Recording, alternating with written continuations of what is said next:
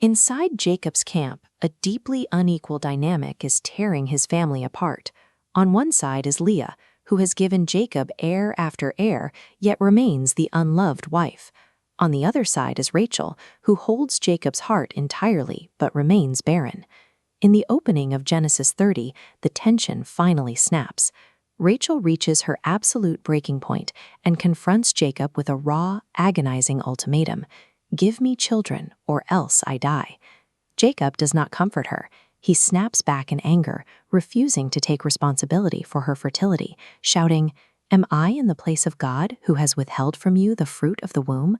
The grand promise made to Abraham that his descendants would become a massive nation is stalled.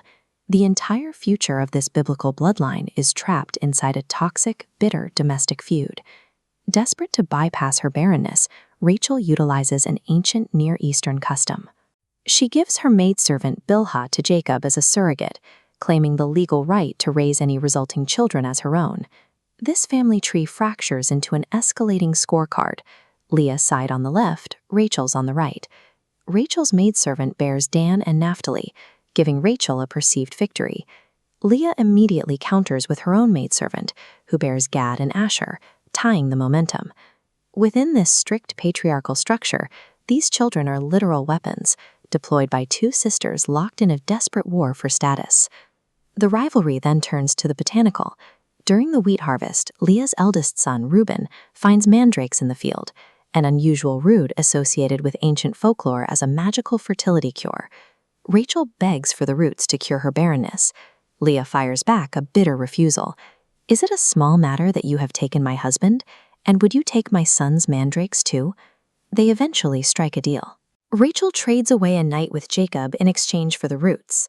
That evening, Leah intercepts Jacob outside the camp, informing him that she has hired him for the night using the mandrakes as currency. The outcome is an ironic twist. Despite giving up the magical roots, Leah conceives again, bearing 3 more children: Issachar, Zebulun, and a daughter, Dinah. Rachel, having acquired the roots, remains empty-handed. This strange barter system exposes the harsh environment of the era. With no official power to their names, these women leveraged sex, negotiation, and superstition to secure a legacy. After years of human scheming and botanical trades, the narrative focus shifts. God remembered Rachel. She finally conceives. Holding her newborn in the dim light of the tent, her societal shame and personal disgrace are erased. She names the boy Joseph, which carries a dual meaning: a celebration that God took away her reproach, and a prayer for God to add another son. The arrival of Joseph shatters the psychological deadlock that had kept the entire family paralyzed in exile. In Genesis 30, the moment Joseph is born, the generational stasis disappears. Jacob immediately pivots. He confronts his uncle Laban with an absolute demand: "Send me away, that I may go unto mine own place." This map of the ancient Near East tracks how the domestic pivot alters their geography. The family's trajectory snaps from exile in Haran, pointing south toward the promised land of Canaan.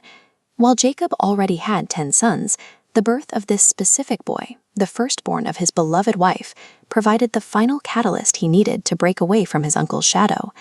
The 12 tribes of Israel grew out of the messy, jealous, and resilient human longing of a fractured family.